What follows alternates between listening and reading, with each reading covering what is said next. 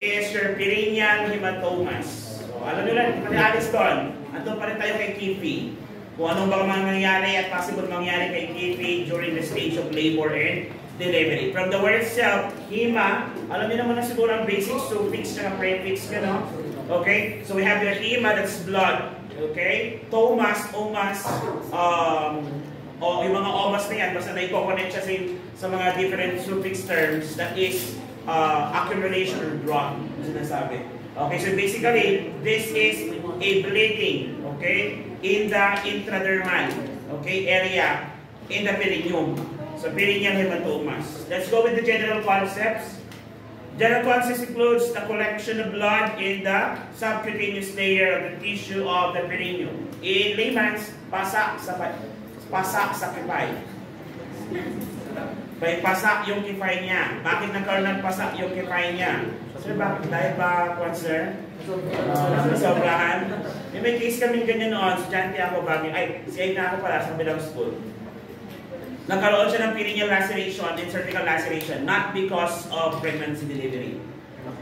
Because of strenuous activity. Hardcore. Sabi ko nga doon is, ang diagnosis ko nga doon is cervical laceration related to bench. Bench kulong. Bench kulong. Alam niyo yung may spray, yung kay bench, yung mga kakanister. Oh my God. Sana naman gumamit na lang ng iba. Huwag naman yung bakal. Grabe doon.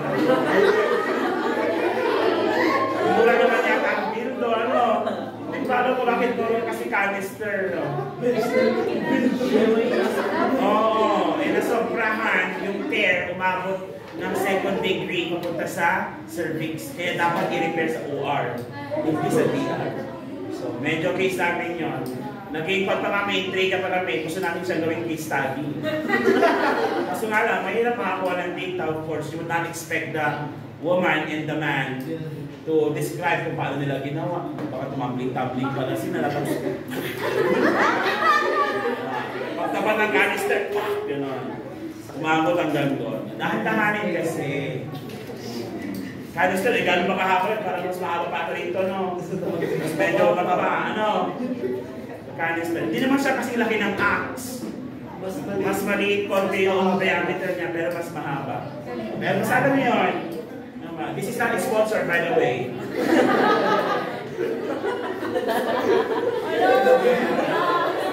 Ginamit si Vincent.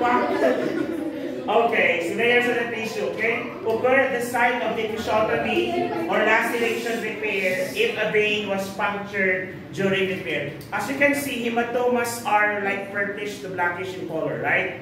Why? Because the blood is deoxygenated. Okay? So yun yung pagkakaiba ng dugo kapag vein and arteries. Arteries blood are more on bright red and oozing. Yun yung mga sumisirit. Pero kapag vein po ang pinuncture mo, medyo dark yung kulay ng dugo. Kaya nga nag-vein puncture kayo, medyo darkish red siya. Okay? Kasi deoxygenated na po yung blood. Okay? Kaya nga yung mga nakikita mo dito superficial, lalo pag sobrang puti ka, di ba purplish? Because that contains your deoxygenated blood. And those are veins. Karamihan sa arteries, kung hindi man lahat, are embedded beyond the subcutaneous or even in the muscle. Why is the rationale? Kasi hindi pwedeng superficial ang mga artery. Why? Because once you have accident at natamaan siya, delikado agad. Squirting talaga yan. Okay? Basta tamaan ng mga artery. Possible cause? Injury to the blood vessel in the perineal area during birth. And this is sometimes unavoidable, isn't it? Okay, hindi maiwasan minsan ito. There is always a danger for that. And kailangan na set an expectation sa mom. Okay, na pwedeng mangyari ito. During pagpalang delivery. Kaya nga, ugaliin niyo magpagkwentuhan sa pasyente. Okay, try to do this guys. Advice ko lang. Baka nahihirapan kasi kayo sa mga charting nyo simply because you are not really talking to your patient. Okay, spend nyo yung 30 minutes kwento lang. Huwag kang magtanong kung may masakit. Kamusta ka, ma'am? Tapos makipag-chismisan ka muna. Alam mo, pag ilang baby mo, ganun ka muna. Huwag yung diretso ka agad na, kahirapan ka pa kumambinga. Masakit po ba? Di ba ganun kasi kayo? Madalas, try mo muna may pagkwentuhan. I always think of this, okay? Actually, sa mga boys, medyo magaling pang niligaw. You always look for common grounds. Ano ba yung common grounds? Magkuhan ka muna, magpa munang dumiretso dun sa topic na gusto mo makuha. Makipagkwentuhan, ma'am, ang init dito sa loob. Ganon ka.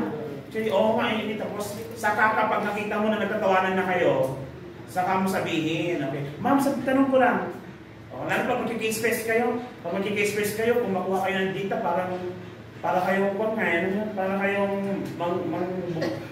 mananapak ng tao, parang naka-encircle kayo, ma'am. Parang may kasalanan na yung pasyente. Parang mali.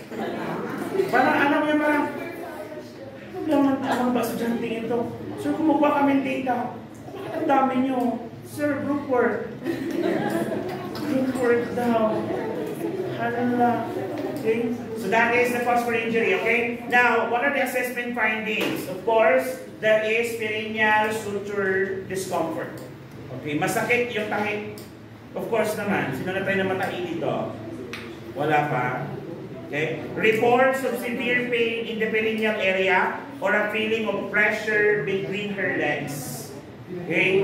And ito yung pinaka-common and most obvious na symptoms na nakikita mo or signs, should I say. Okay, minsan na pag-interchange ko yun ha. Signs is different from symptoms. You know that, right? You know your overt and covert data. Then subjective and objective. Symptoms are subjective by nature. So that's covert data. Covert. Okay? Subjective ang mga yun. Overt o objective. Okay, yun naman mga... Yes po. Okay, pasok po po. Yan, nabibigan po doon. Sir, bakit nagpupo siya?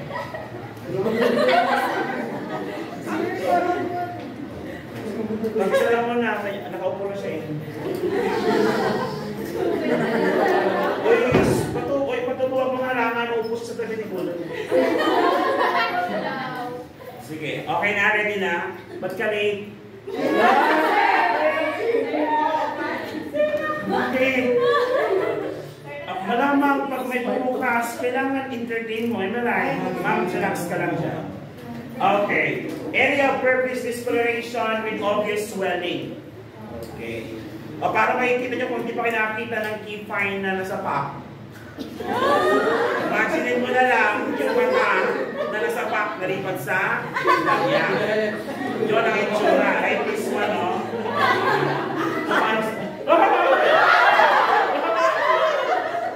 Hindi ka na malapit, sayang. Nabagsak pa naman ito isang araw, nawawa sa tornilyo. Bago pa naman. Palitan ko na, am I right? Yes! Luma na kasi 5 months na eh. Paano to? Anong ginamit niya panapak dito? Left or right? Right hook to, am I right? Right hook yan. Right hook, okay? Wala kang silbi!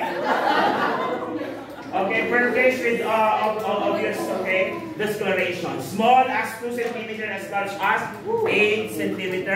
And tender to palpate at first, and it may fluctuate, okay, but as seepage into the area continues and tissue is drawn, thought palpates as a firm glow. And eventually, this purplish area will turn into yellowish. Bakit? Is that a pool of blood? Yes. When blood is full, magdi-distract siya. Pag na-distract ang blood, tataas ang bilirubin content. Nalala nyo, ang hemolysis ang tawag natin sa proseso niyon.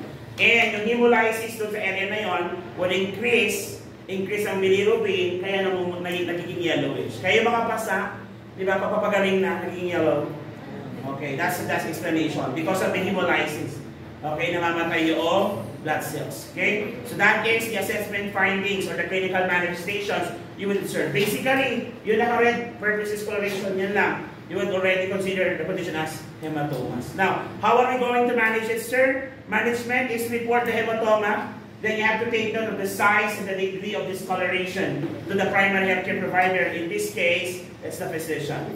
Now, you have to assess the size in centimeter with each inspection. And describe as large or small, gives a little information about the actual size. Why do we need to do that, sir? Because a hematoma should decrease as time goes by. However, kung lalong lumalaki yung hematoma, it means to say that there is still an active bleeding. Okay? Kaya you have to take note of that. Kaya nga mag-iingat, lalo na kapag mga bleeding leaks nyo, mga babae. Di ba nakakapasa-pasa kayo? Kasi bumababa din ang yung clotting factor sa katawan. Why is that, sir? Kasi nga, the body is trying to remove yung hindi dapat parte ng katawan niya. Which is the thickened uterus. Yun yung shredding off na tinatawag. So imagine kung mataas ang platelet mo dati, baka walang lumabas na pregnant. Okay? Hindi mag-shred off yun. Then you have to give mild analgesic. So ano yung mga analgesic drugs natin? Examples? Paracetamol. Okay? Analgesics yung mga yan. Ibuprofen or NSAIDs are also analgesics. However, in case of bleeding condition, any bleeding condition, avoid giving NSAIDs. Kasi meron silang epekto sa clotting factor. Like for example, your aspirin. So hindi mo pwedeng ibigay yun sa mga pasyenteng nagdurugo na. Tapos bigyan mo pa ng mga NSAIDs, lalo magdurugo. Kaya nga na-invento yung pain reliever na anti-inflammatory din, pero wala siyang gaanong epekto doon sa clotting factor. Yung tinatawag na COX-2 inhibitors. Ang example ng COX-2 inhibitors. Celecoxib, isn't it? Oh, yung celecoxib, mefenamic. Alam niyo mga yun? O, kaya nga kapag bleeding menstruation yan, huwag dapat ibuprofen. Okay? Pwede ang yung mga COX-2, ang NSAIDs din siya, but at the same time, consider din siyang COX-2 kasi mababang effect, Advil. Kasi ibuprofen din siya. Okay? Pero mas maganda ang mefenamic. Okay? Kaya ngayon Dolfenac, yan kayo. O ladies, hindi ko kayo gumagamit ng pag medyo dysmenorrhea. Wala sir, romansa lang ang kailangan. According to study, it decreases pain. So pag kayo may dysmenorrhea, may rason ka para maglandi. Am I right? Kasi nga, it decreases pain perception. Did you get that? Gagawin mo na ba? No. No. Okay. Wow, no. Applying ice pack. Uy, lagyan ng yellow. Para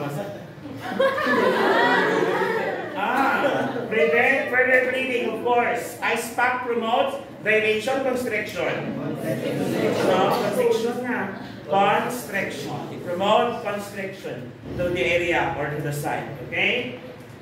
And hematoma is large, continues to increase the size. Patient may have to be returned to the delivery and birthing room to have the site in size, and the bleeding vessels will be ligated and under local anesthesia. Okay? Under local anesthesia. Kapag tuloy-tuloy ang paglaki. Katulad na sabi ko kanina, okay, there might be an active bleeding if the hematomas continuously increases in size. Okay? And the best way to do that is to repair yung bleeders na tinatawag natin. Okay? So you have to report it to the physician. You have any question? Clarification? Violent reaction? And we're done with your perineal hematoma.